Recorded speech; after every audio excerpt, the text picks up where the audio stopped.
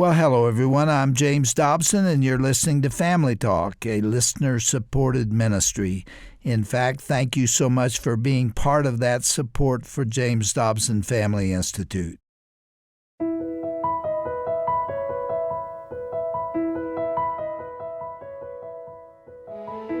Welcome back to Family Talk. I'm Roger Marsh. As we make our way through this first month of the new year, we hope and pray that you are healthy, happy, and remaining connected to God, anchored in your faith and, in fact, practicing your faith in the public square as well as in your community. We pray that you can do this in the midst of an ever-changing culture and serve as a godly model for others. In that spirit, we present to you part one of a classic conversation between our host and founder, Dr. James Dobson, and his guest, renowned author and economist George Gilder. We have entitled today's and tomorrow's programs, Men and Marriage, and that, my friends, is exactly what they will be discussing. Together, these two men unpack some long-term, hot-button issues, such as the downside of the 1970s feminist movement and the assault on biblical truths. That assault includes the attack by culture on masculinity and a beatdown on traditional roles inside and outside of the home. George Gilder will also explain to Dr. Dobson some of the economic factors at play for both men and women that affect the institutions of marriage and the family. They also examined the misconceptions and disappointments women experience with the career first and family second notions of today's society. There is so much to cover, but first, allow me to tell you a little bit more about George Gilder. He was born in 1939. That would make him 83 today. He grew up in New York and Massachusetts. Tragically, his father was killed flying in the service in the United States Armed Forces during World War II when Gilder was only 2 years old. George Gilder attended Phillips Exeter Academy and Harvard University, graduating in 1962. He later returned to Harvard as a fellow at the Harvard Institute of Politics and edited the Ripon Forum, the newspaper of the liberal Republican Ripon Society. Gilder also served in the United States Marine Corps. He has lectured internationally on economics, technology, education, and social theory. He has also addressed audiences everywhere, from Washington, D.C. to the Vatican, and he has appeared at conferences, public policy events, and on media outlets. He's the author of several seminal books, including Men and Marriage, first published in 1986. Also, Wealth and Poverty, released in 2012. Now, let's listen to part one of this classic Dr. Dobson conversation. I think you'll find it fascinating, right here on today's edition of Family Talk.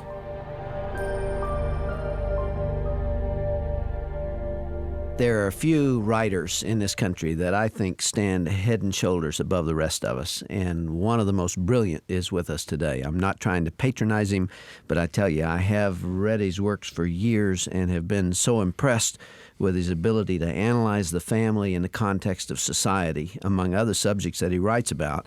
It is indeed an honor to have with us today George Gilder. Welcome, George. It's exciting to be here.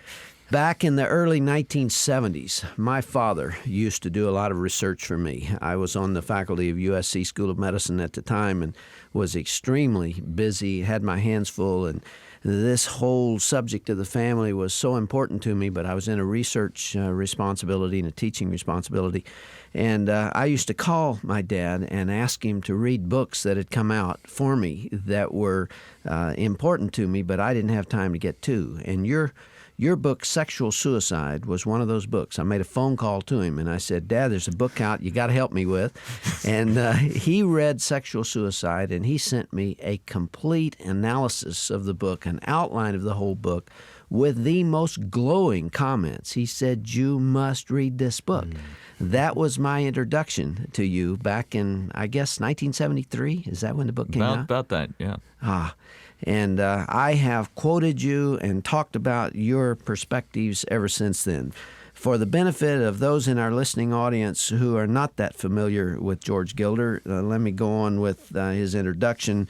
He wrote other books entitled Naked Nomads, Visible Man, The Spirit of Enterprise, and perhaps his most well-known book, Wealth and Poverty. He's a graduate of Harvard University. On August 15th, 1986, Mr. Gilder was one of 11 persons honored at the White House by President Reagan for their entrepreneurial excellence. George Gilder is married to the former Cornelia Brooke. They and their 4 children live on a farm in Tyringham. Is that correct? That's Tyringham? correct. That's the Tyringham. easier half. Here comes this word, Massachusetts. Hey, I did it. I have great trouble saying that word.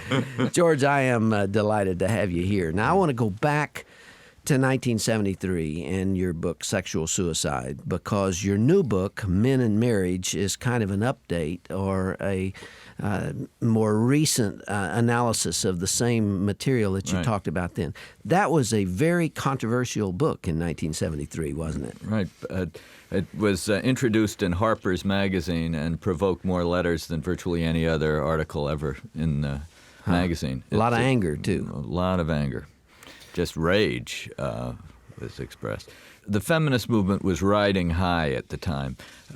Every new major book that they introduced, from Kate Millett's Sexual Politics to Germaine Greer's The Female Eunuch, immediately soared to the top of all the bestseller lists. It was a time when feminism was almost completely dominant in sort of intellectual circles in the United States. It was a pseudo-religion, one of these manias that arise in a secular society when it loses contact with God, really. I mean, it's a secular religion.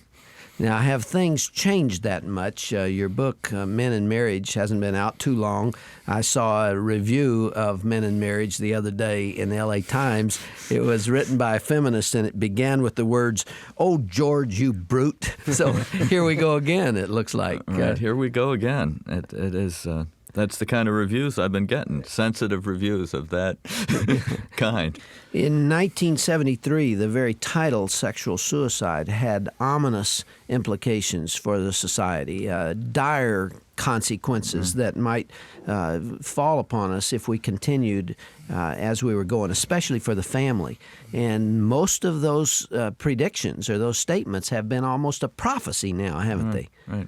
Only about 52% of Americans are in families today, or families with children. There's been a real decline and an outbreak of divorce and female-headed families. Let's quickly move to the theme of sexual suicide and now Men and Marriage, because the theme is the same. The explanation and the illustrations are updated in the new book. But the theme concerns what happens when a society denies or ignores male aggressiveness and the male temperament and attempts to suppress it, and how that influences the family. Explain the basic concept. One way of putting it is that every generation, the society suffers, all societies suffer an invasion by barbarians. And these barbarians are young men, single men. And young men have to be domesticated in some sense, channeled into constructive roles in order to contribute to the society.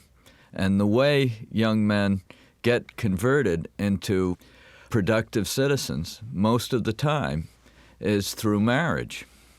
Through marriage, they get linked to specific children. And the responsibility for specific children through marriage ties men to the future and gives them the kind of long time horizons, the sense of that their role in the world is important and that their moral behavior is critical. It's marriage that really brings that home to men. And single men, by contrast, commit virtually all the major violent crimes in the society. They're overwhelmingly prone to alcoholism and mental diseases and psychological disorders. All afflict single men at a rate far above married men. As a matter That's of fact, not to say that all single men have those problems. Oh, of course but the not. incidence is much higher among single men. That's right. But of course, I'm talking in broad sociological generalities, but that's how a society works. You know, there are, of course, exceptions and extraordinary people in all sorts of situations. But what determines whether a society is peaceful and productive is the extent to which the aggressiveness of young men is channeled into productive purposes. And by and large, it's marriage and family that disciplines this natural aggressions of young men and turns them into the provider role. There is another subject I wish we had time to deal with in greater depth, because it relates to the kind of ominous prophecy originally stated in Sexual Suicide in 1973.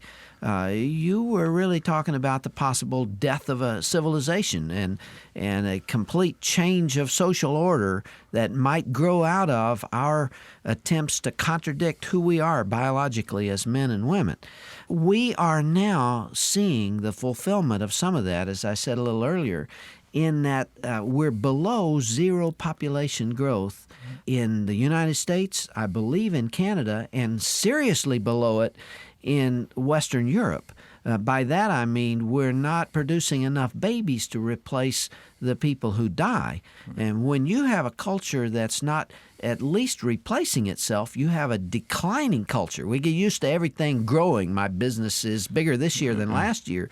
What does it do to a society when you get into that below ZPG, as they call it, and everything is declining instead of perpetuating itself?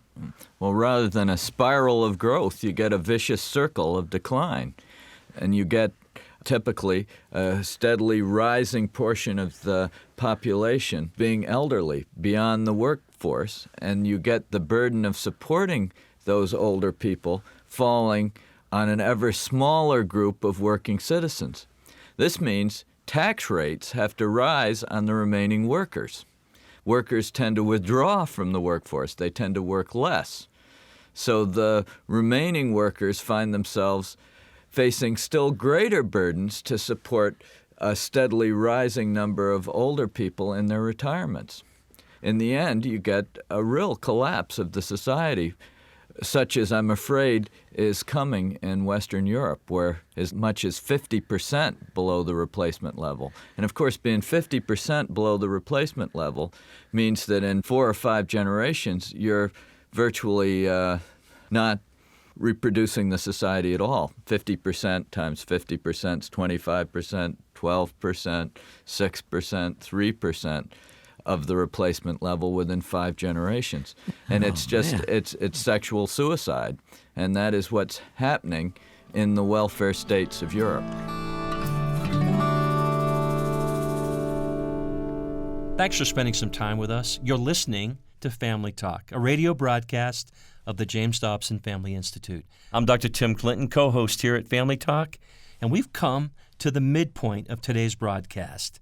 On behalf of Dr. Dobson and all of us here at JDFI, I want to thank you for listening today and, by the way, for your continued support. We're completely supported by you, our faithful listeners. We would not be able to bring programs to you like the one you're listening to today without your generous contributions.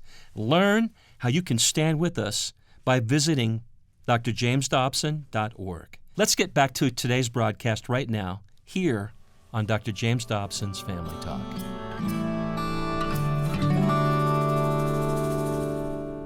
In my film series, Turn Your Heart Toward Home, in the first film, I said children are the future, and without children, there is no springtime. There is no freshness. There is no newness. There is no color. There is no vigor. There is no energy of youth. And no way to the Lord. That's right. That's right. Just an aging, selfish, dying culture feeding on its own self-interest and congratulating itself for not being distracted by these little children around our feet who would take so much of our time and energy. That's a very short-sighted view, isn't it? Certainly is. George, in terms of raising children, boys and girls, to understand their appropriate sex role identity, I've done some programs on that. It's kind of hard to get a handle on it when you start talking specifically about how you raise a boy to be masculine and how you raise a girl to be feminine without being rigid. You get down to specifics like washing dishes versus mowing lawns, and you get into trouble with that. You have any advice for parents in how to make those sex roles clear without being rigid in terms of things that are really kind of cultural and kind of silly. Sure. Well, just be clear in your own mind what your role is and what the mother's role is. I mean, if the father's role as leader of the family is clear and the mother's role as the central moral leader in the raising of children is evident and the two roles are manifest, then the children will naturally follow them, and these conflicts just won't arise. So you model it. It's not in rigidity in the activities or work or words or other things, but it is something that almost defies definition. Yeah, it defies definition, but these definitions will emerge spontaneously unless you make a deliberate effort to confuse them. Uh-huh. I mean, boys will be boys and girls will be girls most of the time, and you needn't worry desperately if the roles get confused for brief periods during the lives of either boys or girls. If the family structure is firm, the ultimate identification of the boy and the girl will indeed be firm. In a book called The Brain, I've forgotten the authors, it's an excellent book on brain research and the differences between males and females. They talk about how they are different from so early in life. You go to a picnic or a birthday party for 5-year-olds. The little boys will already be very, very different from the little girls. It's the boys that are throwing cake and are putting their hand in the punch bowl and things of that nature. It's that aggressiveness you're talking about, and the feminists would say it's trained into them. How come it's trained into them in every society around the face of the globe? And in history. I mean, it's just another of these illusions, a utopian refusal to face the facts of life. While we're talking about children and teenagers, George, I want to go back to my book, Dare to Discipline. And in fact, I've been kind of embarrassed by my answer to this question because it sounds like 1970 or 71. And yet, in the context of today's discussion, it sounds like it fits pretty well. See what you think. My teenage daughter, this is the question I was dealing with. My teenage daughter has admitted having sexual relations with several boys. Since she doesn't believe in God, she can see no reason for doing otherwise. What can I tell her? I said, you might make her aware of the fact that sexual freedom is expensive and most of the bills are paid by women. The natural sex appeal of girls serves as their primary source of bargaining power in the game of life. In exchange for her feminine affection and love, a man accepts a girl as his lifetime responsibility, supplying her needs and caring for her welfare. This sexual aspect of their marital agreement can hardly be denied. Therefore, a girl who indiscriminately gives away her basis for exchange has little left with which to bargain. Your daughter might also be reminded of the other expenses that are sometimes imposed by sexual irresponsibility, including those associated with venereal disease, unwanted pregnancies, and fatherless children. By contrast, the biblical concept of morality offers overwhelming advantages for a woman, even if the matter of right and wrong were of no significance. Through moral behavior, she is likely to achieve self-respect, the respect of society, the love of a husband, and provision for the needs of her children. The current move toward common law marriages, unmarried couples living as man and wife, offers no legal protection and no security for the wife involved. Wife in quotation marks. Similarly, the new morality is a tragic imposition on the female sex. Women satisfy the desires of males while assuming the full responsibilities, risks, and consequences themselves. Then when their youth begins to fade, as inevitably it does, they will find little sympathy from the men who have exploited them. Couldn't have said it better myself. Sounds like I was fishing for a compliment, but I mean it. I've thought about taking that paragraph out because it sounds chauvinistic in the context of what the feminists have made us conscious of in the last 15 years. It's entirely true. I mean, it's just a statement of the facts of life. Sexual liberation liberates men to exploit women. And the feminists claim that liberation somehow affirms and exalts women, but the opposite is the case. It liberates men in the typical pattern to leave their wives as they grow older and marry their secretaries. That's the typical pattern of sexual liberation. Powerful men get to take the marriageable years of more than one young woman. And this is a dream of men in all societies, and it's only societies where morality breaks down, where the rules of monogamy collapse, where men can have harems or a succession of young women in their lives. And this is the terrible joke of sexual liberation. It's not a joke, it's a tragedy. So monogamy and the stability of a particular culture are linked in every context around the world. This is not a Western concept. No. This is worldwide. This is worldwide. Primitive and civilized. That's right.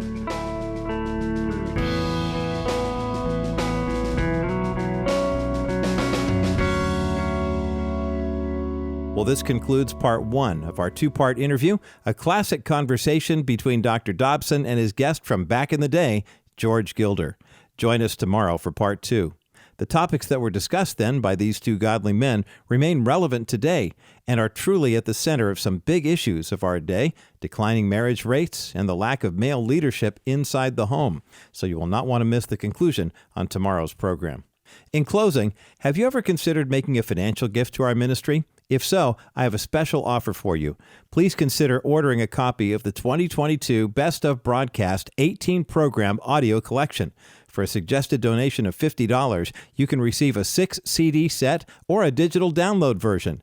This will become an excellent resource for you, containing quality audio content from Dr. Dobson, Dr. Tim Clinton, and a variety of special guests and resident experts on the subjects and topics that matter most to you.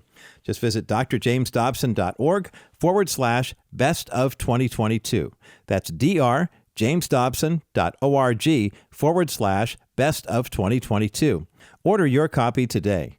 Now, for faster access to begin enjoying immediately, the digital download order link is featured there on our webpage. It's in bold. And to order by phone, just call 877-732-6825. That's 877-732-6825. I'm Roger Marsh, and this is Family Talk, the voice you trust for the family you love. Inviting you to join us again tomorrow for Men and Marriage Part 2. And remember, if you miss any part of today's or tomorrow's conversation, you can stream it in its entirety. Just go to our broadcast page at drjamesdobson.org/Family Talk. We'll post part 2 later tonight for your access. While you're there, you can also download our new app as well. And remember, you can stream us online anytime. God's richest blessings to you and yours.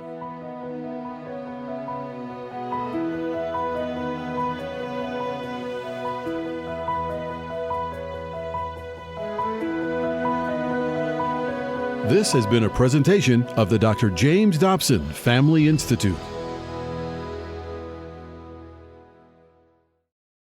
Here's Dr. James Dobson with Family Talk. Have you noticed that laughter is the key to surviving the special stresses of the child-rearing years? It's true. Almost every day I hear from mothers who share the most wonderful stories with me about their kids. One of my favorites came from the mother of 2 small children, and this is what she wrote. Dear Dr. Dobson, a few months ago I was making several phone calls in my family room where my 3-year-old daughter Adrian and my 5-month-old son Nathan were playing quietly. Now Nathan loves Adrian, who's been learning how to mother him gently since the time of his birth. I suddenly realized that the children were no longer in view. Down the hall and around the corner, I found the children playing cheerfully in Adrian's bedroom. Relieved and upset, I shouted, Adrian, you know you're not allowed to carry Nathan. He's too little and you could hurt him if he fell. Startled, she answered, I didn't, Mommy. Well, knowing that he couldn't crawl, I suspiciously demanded, well, then how'd he get all the way into your room? Confident of my approval for her obedience, she said with a smile, I rolled him. The kid's a little dizzy, but he's okay. Parents like this mother of Adrian and Nathan, who can see the delightful side of children, also tend to cope better with the difficulties. I hope you'll never get too busy to smile. Hear more at drjamesdobson.org. Hi, everyone. Dr. Tim Clinton here. When you think about your family, and where they'll be when you're no longer living. Are you worried? Are you confident? You hopeful? What kind of a legacy are you leaving for your children and their children right now? Here at Family Talk, we're committed to helping you understand the legacy that you're leaving your family.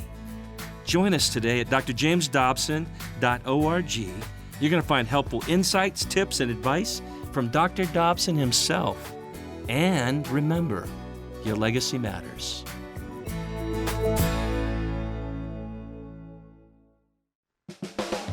Hello, everyone. Roger Marsh here for Dr. James Dobson's Family Talk.